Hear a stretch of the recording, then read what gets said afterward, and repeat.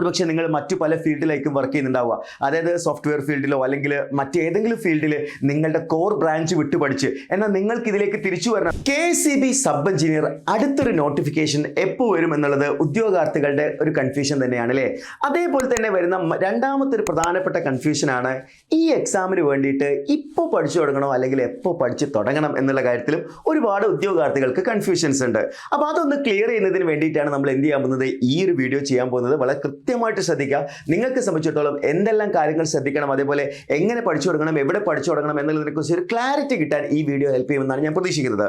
അപ്പോൾ നമ്മൾ നോക്കുകയാണെന്നുണ്ടെങ്കിൽ KSEB സബ് എഞ്ചിനീയർ എക്സാമിൻ്റെ നിലവിലൊരു സ്റ്റാറ്റസ് നമ്മൾ നോക്കുകയാണെന്നുണ്ടെങ്കിൽ ഓൾറെഡി അതിൻ്റെ റാങ്ക് ലിസ്റ്റ് 29/11/2023 നിലവിൽ വന്നതാണ്. അതിൻ്റെ റാങ്ക് ലിസ്റ്റ് വാലിഡിറ്റി അവസാനിക്കാൻ പോകുന്നത് ഈ വർഷമാണ്. ഈ വർഷം November 29 റാങ്ക് ലിസ്റ്റ് എക്സ്പയർഡ് ആകും എന്നുള്ള കാര്യം നിങ്ങൾക്ക് എല്ലാവർക്കും അറിയാം. ഇപ്പോൾ ലാസ്റ്റ് അഡ്വൈസ് പോയിരിക്കുന്നത് 6/3/2026 ടോട്ടൽ അഡ്വൈസ് 694 അഡ്വൈസുകൾ പോയിട്ടുണ്ട്. എന്തുകൊണ്ട് ഉദ്യോഗാർത്ഥികൾക്ക് ഈ ഒരു എക്സാമിൽ ഇത്രത്തോളം ഒരു അട്രാക്ഷൻ വരുന്നു എന്ന് ചോദിച്ചു കഴിഞ്ഞാൽ അതിനൊറ്റ റീസണേ ഉള്ളൂ. കഴിഞ്ഞ 2 തവണകളിലായിട്ട് വന്നിരിക്കുന്ന വേക്കൻസീസ് അല്ലെങ്കിൽ അഡ്വൈസ് എന്ന് പറയുന്നത് കഴിഞ്ഞ തവണ 785 ആണെങ്കിൽ ഇത്തവണയും 700-ന് പുറത്തു വരും എന്നുള്ള കാര്യത്തിൽ യാതൊരു സംശയമില്ല.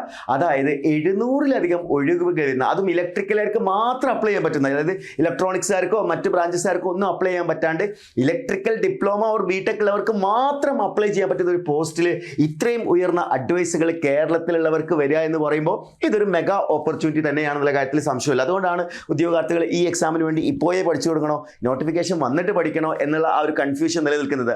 ആ കൺഫ്യൂഷനുള്ള ആളുകൾക്ക് ആ ഒരു ക്ലാരിറ്റി കൊടുക്കുന്നതിന് വേണ്ടിയാണ് ഞാൻ ഈ ഒരു വീഡിയോ ചെയ്യാൻ പോകുന്നത്. അപ്പോൾ ഇതിൻ്റെ റാങ്ക് ലിസ്റ്റ് നമ്മൾ നോക്കുകയാണെന്നുണ്ടെങ്കിൽ 2026 നവംബറോട് കൂടി എൻഡ് ചെയ്യാൻ പോവാണ്. അങ്ങനെയാണെങ്കിൽ അടുത്തൊരു നോട്ടിഫിക്കേഷൻ്റെ സാധ്യത എങ്ങനെ നമുക്ക് പ്രെഡിക്റ്റ് ചെയ്യാൻ പറ്റും?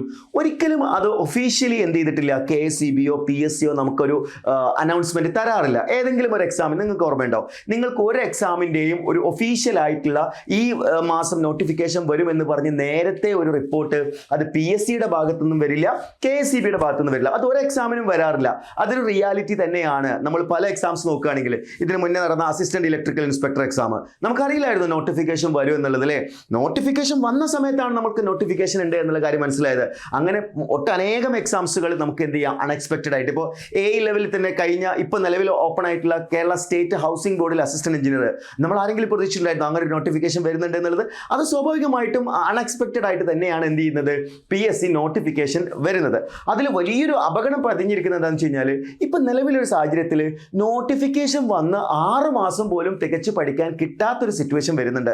അത് നിങ്ങൾ ശ്രദ്ധിച്ചാൽ മനസ്സിലാവും. പല എക്സാംസുകളിലും നോട്ടിഫിക്കേഷൻ വന്ന് വളരെ വേഗത്തിൽ ഇപ്പം നോക്കിയാൽ KSEB വർക്കർ, ഈ KSEB വർക്കർ എക്സാമിൻ്റെ ഡേറ്റ് വന്നു കഴിഞ്ഞാലേ വളരെ ചുരുങ്ങിയ ദിവസം മാത്രമാണ് നമുക്ക് ഈ എക്സാമിനുള്ളത്. നമ്മൾ പ്രതീക്ഷ എന്താണ്, കുറച്ചധികം ഒരു 6 മാസമൊക്കെ നമുക്ക് പ്രതീക്ഷിച്ചെങ്കിലും അത്രയും സമയം നമുക്ക് എന്ത് ചെയ്തിട്ടില്ല, കിട്ടിയിട്ടില്ല അല്ലേ. അപ്പോൾ അതേ കാര്യം തന്നെയായിരിക്കും സബ് എഞ്ചിനീയർ നോട്ടിഫിക്കേഷനിൽ വന്നാൽ സംഭവിക്കാൻ പോകുന്നത്.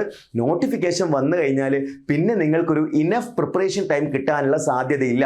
ഇനി ഈ എക്സാമിന് ആരെല്ലാം പഠിക്കണം എന്നുള്ളതിനെ കുറിച്ച് ഞാൻ കൃത്യമായിട്ടുള്ള ക്ലാരിറ്റി തരികയാണ്. ഒന്നാമത്തെ കാര്യം, നിങ്ങളൊരു എക്സ്ട്രാ ഓർഡിനറി സ്റ്റുഡൻ്റ് ആണെന്ന് വിചാരിക്കുക. അതായത് നിങ്ങൾ ഓൾറെഡി പല എക്സാംസുകൾ ക്രാക്ക് ചെയ്തിട്ടുണ്ട്, അല്ലെങ്കിൽ നിങ്ങൾക്ക് കോമ്പറ്റേറ്റീവ് എക്സാംസ് എന്ന് പറയുന്നത് അത്ര ഡിഫിക്കൽട്ട് ആയിട്ടുള്ള ഒരു ടാസ്ക് അല്ല എന്നുണ്ടെങ്കിൽ, ഒരുപാട് എക്സാംസിൽ ഇതിന് മുന്നേയും എഴുതി ക്രാക്ക് ചെയ്തിട്ടുള്ള ഓൾറെഡി ഒരു ജോബിലൊക്കെ ഉള്ള ആളുകളാണെങ്കിൽ നിങ്ങളെ സംബന്ധിച്ചിടത്തോളം നിങ്ങൾ നോട്ടിഫിക്കേഷൻ വന്നിട്ട് പഠിച്ചാലും ഓക്കെയാണ്. അതായത് പഠിക്കുന്ന സമയത്ത് ഒരു 9.0 അല്ലെങ്കിൽ ഒരു എബോവ് ആവറേജ് പെർഫോമൻസ് ഉള്ള ഒരാളാണെങ്കിൽ ഒരുപക്ഷെ നോട്ടിഫിക്കേഷൻ വന്ന് പഠിച്ചാലും അവർക്ക് ടാക്കിൾ ചെയ്യാൻ പറ്റുമായിരിക്കും. എന്നാൽ ഒരു ആവറേജ് സ്റ്റുഡൻറ്റ്, ഒരു നോർമൽ ആയിട്ടുള്ള ഒരു സ്റ്റുഡന്റിനെ സംബന്ധിച്ചിടത്തോളം നോട്ടിഫിക്കേഷൻ വന്ന് 2-3 മാസത്തിനുള്ളിൽ ഈ ഒരു 10 മൊഡ്യൂളിലെ മുഴുവൻ ടോപ്പിക്കും പഠിച്ചെടുത്ത് അതിലെ ക്വസ്റ്റ്യൻസുകൾ ചെയ്ത് അതിലെ PYQ ചെയ്ത് അതിലെ മോക്ക് ടെസ്റ്റുകൾ അറ്റൻഡ് ചെയ്തുകൊണ്ട് ഈ എക്സാമിന് അറ്റൻഡ് ചെയ്യാനുള്ള, റിവൈസ് ചെയ്ത് അറ്റൻഡ് ചെയ്യാനുള്ള ഒരു സമയം അവർക്ക് ലഭിക്കുന്നുണ്ടാവില്ല. അതുകൊണ്ട് തന്നെ ഞാൻ പറയാണ്, നിങ്ങളൊരു ആവറേജ് സ്റ്റുഡൻ്റ് ആണെങ്കിൽ, അല്ലെങ്കിൽ നിങ്ങൾ ഈ എക്സാം അത്രയും സിൻസിയർ ആയിട്ട് ക്രാക്ക് ചെയ്യണമെന്ന് ആഗ്രഹിക്കുന്ന, എന്നാൽ നിങ്ങൾ കഴിഞ്ഞ ബിടെക് സമയത്തോ അല്ലെങ്കിൽ ഡിപ്ലോമ സമയത്തോ ഒന്നും ഹൈലി പെർഫോം ചെയ്തിട്ടുള്ള ഒരു സ്റ്റുഡൻ്റ് അല്ലെങ്കിൽ നിങ്ങൾ ഇപ്പോഴേ നിങ്ങളുടെ പ്രിപ്പറേഷൻ നിങ്ങൾ സ്റ്റാർട്ട് ചെയ്യണം. കാരണം ഈ ഒരു എക്സാമിൻ്റെ ഏറ്റവും വലിയ പ്രത്യേകത ഞാൻ പറഞ്ഞു, 700ഓളം അഡ്വൈസുകൾ ഇലക്ട്രിക്കലിൽ മാത്രം വരുന്നുണ്ട് എന്നുള്ളത് എല്ലാവരും മനസ്സിലാക്കി കഴിഞ്ഞു. അതുകൊണ്ട് തന്നെ ഇതിൻ്റെ ഒരു കോമ്പറ്റീഷൻ ഇനി കൂടാൻ പോവുകയാണ്. അതായത് കഴിഞ്ഞ വർഷത്തേതിനേക്കാൾ കോമ്പറ്റീഷൻ ഇത്തവണ കൂടും. എന്തുകൊണ്ടാണ്? ഈ ഓപ്പർച്യൂണിറ്റി ആളുകൾ മനസ്സിലാക്കി കഴിഞ്ഞു. കഴിഞ്ഞ തവണ ഇത്രത്തോളം കോമ്പറ്റീഷൻ ഇല്ലായിരുന്നു എന്ന് മനസ്സിലാക്കുക. അപ്പോൾ അത് കോമ്പറ്റീഷൻ കൂടുക തന്നെ ചെയ്യും. ഇനി നേരത്തെ പഠിച്ചു തുടങ്ങിയാൽ ഒരുപാട് ബെനിഫിറ്റുകൾ ഉണ്ട്. എന്താണ്? നമുക്ക് കൃത്യമായിട്ട് സിലബസ്, വളരെ കാമായിട്ട് സിലബസ് കവർ ചെയ്യാൻ പറ്റും, എക്സാംസുകൾ അറ്റൻഡ് ചെയ്യാൻ പറ്റും, റിവിഷൻ കംപ്ലീറ്റ് ചെയ്യാൻ പറ്റും. അതുകൊണ്ട് തന്നെ നേരത്തെ പഠിച്ചു തുടങ്ങുക എന്നുള്ളത് വളരെ ഇമ്പോർട്ടൻ്റ് ആണ്. കാരണം നിങ്ങളൊരു ഡ്രീം ജോബ് നേടിയെടുക്കാൻ അത് നിങ്ങളെ ഹെൽപ്പ് ചെയ്യും എന്നുള്ള കാര്യത്തിൽ യാതൊരു സംശയവുമില്ല. സോ നിങ്ങൾ പഠിച്ചു തുടങ്ങുന്നുണ്ടെങ്കിൽ അത് നേരത്തെ തന്നെ പഠിച്ചു തുടങ്ങണം. കാരണം എക്സ്ട്രാ ഓർഡിനറി ആയിട്ട് പഠിച്ചിട്ടുള്ള ആളുകൾ അവർ ഓൾറെഡി സെറ്റിൽഡ് ആയിരിക്കും പല ജോലികളിൽ. ഇനി നിങ്ങളൊരു പ്രവാസിയാണെന്ന് വിചാരിക്കുക. ഞാൻ 1-2 എക്സാമ്പിൾസ് പറയാണ്. നിങ്ങളൊരു പ്രവാസിയാണെന്ന് വിചാരിക്കുക. നിങ്ങൾ ഈ എക്സാമിന് വേണ്ടിയിട്ട് നിങ്ങളുടെ ജോലി അവിടെ നിന്ന് റിസൈൻ ചെയ്ത് ഇവിടെ വന്ന് പഠിക്കേണ്ട കാര്യമുണ്ടോ? ഒരിക്കലും ഇല്ല. നിങ്ങൾ എന്താ ചെയ്യേണ്ടത്? നിങ്ങൾ ഇപ്പോൾ വർക്ക് ചെയ്തുകൊണ്ടിരിക്കുന്ന സ്ഥലമുണ്ട്, സ്വാഭാവികമായിട്ട് അവിടെ ഫ്രീ ടൈം കിട്ടുന്നുണ്ടാവുമല്ലോ. ആ ടൈം യൂട്ടിലൈസ് ചെയ്യുക. ഡെയിലി ഒരു 3 മണിക്കൂർ മാറ്റി വെക്കാൻ ഏതൊരു ജോലിക്ക് പോകുന്ന ആൾക്കും ഒരു 3 മണിക്കൂറൊക്കെ ഡെയിലി മാറ്റി വെക്കാൻ കഴിയുന്നുള്ള കാര്യത്തിൽ ഒരു സംശയമില്ല.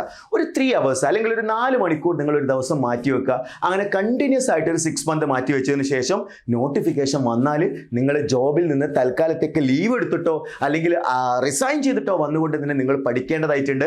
സോ ഇപ്പം നിലവിലെ സാഹചര്യത്തിൽ നിങ്ങൾ റിസൈൻ ചെയ്തു വരികയോ അല്ലെങ്കിൽ അങ്ങനെ ചെയ്യണം ഞാൻ ഒരിക്കലും സജസ്റ്റ് ചെയ്യില്ല. കാരണം PSC ആയതുകൊണ്ട് നോട്ടിഫിക്കേഷൻ എന്ന് പറയുന്നത് അത് ഞാൻ പറഞ്ഞല്ലോ, അത് അൺഎക്സ്പെക്റ്റഡ് ആണ്. അപ്പം നമുക്കൊരു അൺസർട്ടിനിറ്റി ഉള്ളതുകൊണ്ട് നമുക്ക് കൃത്യമായിട്ട് അത് പറയാനും പറ്റില്ല ഇന്ന ഡേറ്റിൽ വരുന്ന.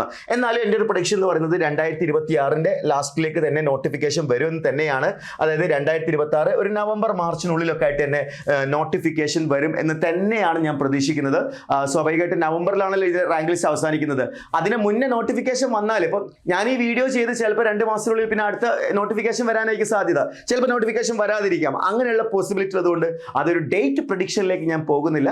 പക്ഷെ ഞാൻ ഈ പറഞ്ഞതിൽ നിന്ന് നിങ്ങൾ ഏത് കാറ്റഗറിയാണ് നിങ്ങൾ മനസ്സിലാക്കുക. നിങ്ങളൊരു above average extra ordinary student ആണെങ്കിൽ ഒരുപക്ഷെ നിങ്ങൾക്ക് നോട്ടിഫിക്കേഷൻ വന്നും ഒരു 2-3 മാസത്തിനുള്ളിൽ പഠിച്ചെടുക്കാം. എന്നാൽ നിങ്ങളൊരു നോർമൽ സ്റ്റുഡൻ്റ് ആണെങ്കിൽ, നിങ്ങൾ ബിടെക് സമയത്ത് ഒരു എക്സ്ട്രാ ഓർഡിനറി പെർഫോം ചെയ്ത ഒരാളല്ലെങ്കിൽ നിങ്ങൾ നേരത്തെ പഠിച്ചു തുടങ്ങണം. അതേപോലെ നിങ്ങൾ ഇപ്പോൾ നിലവിൽ ചെയ്തുകൊണ്ടിരിക്കുന്ന ജോലിയിൽ സാറ്റിസ്ഫൈഡ് അല്ലെങ്കിൽ, അതായത് ഒരുപക്ഷെ നിങ്ങൾ മറ്റു പല ഫീൽഡിലേക്കും വർക്ക് ചെയ്യുന്നുണ്ടാവുക. അതായത് സോഫ്റ്റ്വെയർ ഫീൽഡിലോ അല്ലെങ്കിൽ മറ്റേതെങ്കിലും ഫീൽഡിൽ നിങ്ങളുടെ കോർ ബ്രാഞ്ച് വിട്ടു പഠിച്ച്, എന്നാൽ നിങ്ങൾക്ക് ഇതിലേക്ക് തിരിച്ചു വരണം, നിങ്ങൾക്ക് സബ് എഞ്ചിനീയറായിട്ട് ഇലക്ട്രിസിറ്റി ഡിപ്പാർട്ട്മെൻറ്റിൽ വർക്ക് ചെയ്യാൻ നിങ്ങൾ ആഗ്രഹിക്കുന്നുണ്ടെങ്കിൽ നിങ്ങൾ പഠിച്ചു തുടങ്ങുക തന്നെ വേണം. ഡെയിലി ഞാൻ പറഞ്ഞ പോലെ ഒരു 3-4 മണിക്കൂർ നിങ്ങൾ മാറ്റി വെക്കാൻ തയ്യാറാണെങ്കിൽ ഉറപ്പായിട്ടും നല്ലൊരു റാങ്ക് നിങ്ങൾക്ക് നേടിയെടുക്കാൻ പറ്റും. ഇനി അടുത്തൊരു പ്രധാനപ്പെട്ട കാര്യം നിങ്ങൾ നോക്കിയേ, ഈ റാങ്ക് ലിസ്റ്റ് ഇപ്പോൾ 694 പേർക്ക് ജോലി ലഭിച്ചു കഴിഞ്ഞാൽ അവരിപ്പോൾ KSEB സബ് എഞ്ചിനീയർമാരായിട്ട് വർക്ക് ചെയ്യാണ്. എന്നാൽ ഇതേ റാങ്ക് ലിസ്റ്റിൽ ഇപ്പോൾ ഞാൻ പറയുകയാണ്, സിമ്പിളായിട്ട് പറയുകയാണ്, ഒരു 700ാമത്തെ റാങ്കിലുള്ള ഒരാളെ സ്ഥിതി എന്താണ്?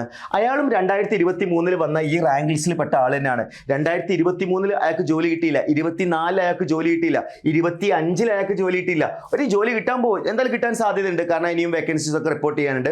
അങ്ങനെ വരികയാണെന്നുണ്ടെങ്കിൽ 2026 അയാൾക്ക് ജോലി ലഭിക്കാൻ പോകുന്നത്. എന്തുകൊണ്ടായിരിക്കും? ഒരു പക്ഷേ അയാൾ ഈ എക്സാമിനേഷനിൽ നല്ലൊരു റാങ്ക് വാങ്ങിയിരുന്നെങ്കിൽ, ഞാനൊരു എക്സാമ്പിൾ പറയാണ് കേട്ടോ, അയാൾ ഈ എക്സാമിൽ ഒരു 250 റാങ്കിനുള്ളിൽ വന്നിട്ടുള്ള ഒരാളായിരുന്നെങ്കിൽ അയാൾക്ക് ഇതിനോടകം ജോലി കിട്ടുമായിരുന്നു അല്ലേ? അതായത് നേരത്തെ പഠിച്ചു തുടങ്ങി നല്ലൊരു റാങ്ക് ലഭിക്കുകയാണെങ്കിൽ നേരത്തെ തന്നെ നിങ്ങൾക്ക് അഡ്വൈസും കിട്ടും എന്നുള്ള കാര്യം നിങ്ങൾ മൈൻഡിൽ ഉണ്ടാവണം. അതായത് നമ്മൾ ജസ്റ്റ് റാങ്ക് ലിസ്റ്റിൽ വന്നു പോകാനുള്ള ആളുകളല്ല, നമ്മൾ ഈ റാങ്ക് ലിസ്റ്റിൽ ഏറ്റവും മികച്ച റാങ്ക് വാങ്ങിയിട്ട് വേണം നിങ്ങൾ പഠിക്കാൻ. അങ്ങനെ നിങ്ങൾ ആഗ്രഹിക്കുന്നുണ്ടെങ്കിൽ എത്രയും വേഗം പഠിച്ചു തുടങ്ങുക. ഓൾറെഡി എൻട്രി ആപ്പ് ഉൾപ്പെടെ മറ്റു പല പ്ലാറ്റ്ഫോമുകളിലും ഒരുപാട് ആളുകൾ ഈ എക്സാമിന് വേണ്ടി വളരെ ഇൻറ്റൻസീവായിട്ട് പഠിക്കുന്നുണ്ട്. സോ എൻട്രിയോടൊപ്പം കഴിഞ്ഞ തവണ 200-ലധികം റിസൾട്ടാണ് സബ് എഞ്ചിനീയർ റിസൾട്ടിൽ നമുക്ക് ഉണ്ടാക്കാൻ കഴിഞ്ഞിട്ടുള്ളത്. അതേപോലെ ഈ എക്സാമിൽ വലിയ റിസൾട്ടാണ് കഴിഞ്ഞ കാലങ്ങളിൽ ഞങ്ങൾ നേടിയെടുത്തിട്ടുള്ളത്. സോ എൻട്രിയുടെ KSEB സബ് എഞ്ചിനീയറിൻ്റെ ഒരു പുതിയ ബാച്ച് കൂടി നമ്മൾ അനൗൺസ് ചെയ്യാണ്. നമ്മുടെ KSEB സബ് എഞ്ചിനീയർ ബാച്ചിൽ ജോയിൻ ചെയ്യാൻ താഴെ കൊടുത്തിരിക്കുന്ന ഗൂഗിൾ ഫോം ഫിൽ ചെയ്യുക. കാരണം നിങ്ങളുടെ ഡ്രീം ജോബ് എന്ന് പറയുന്നത്, ആ ഒരു ഡ്രീമിലേക്ക് നിങ്ങൾ എത്തിക്കാൻ ഞങ്ങൾ എൻട്രിയുടെ ഫാക്കൽറ്റി ടീമും അതേപോലെ തന്നെ എൻട്രിയുടെ കംപ്ലീറ്റ് ടീമും നിങ്ങളോടൊപ്പം ഉണ്ടാവും. അപ്പോൾ എങ്ങനെയാണ്? പഠിച്ചു തുടങ്ങിയല്ലേ, ഇന്ന് തന്നെ പഠിച്ചു തുടങ്ങും, നിങ്ങളുടെ സീറ്റ് ഉറപ്പുവരുത്തൂ. കാരണം നിങ്ങളുടെ ഡ്രീം ജോബ് എന്ന് പറയുന്നത് അത് നിങ്ങളുടെ ഹാർഡ് വർക്കിലൂടെ മാത്രമേ നേടിയെടുക്കാൻ കഴിയും, മറ്റൊരാൾക്കും അത് നേടിത്തരാൻ കഴിയില്ല. ഹാർഡ് വർക്ക് ചെയ്യാൻ നിങ്ങൾ തയ്യാറാണെങ്കിൽ എൻട്രിയോടൊപ്പം നിങ്ങൾക്ക് തയ്യാറെടുക്കാം. കൂടുതൽ വിവരങ്ങൾ അറിയുന്നതിന് വേണ്ടിയും നമ്മുടെ ബാച്ചസിൽ ജോയിൻ ചെയ്യുന്നതിന് വേണ്ടിയും താഴെ കൊടുത്തിരിക്കുന്ന ഗൂഗിൾ ഫോം ഫിൽ ചെയ്യുക. Wish you all the best.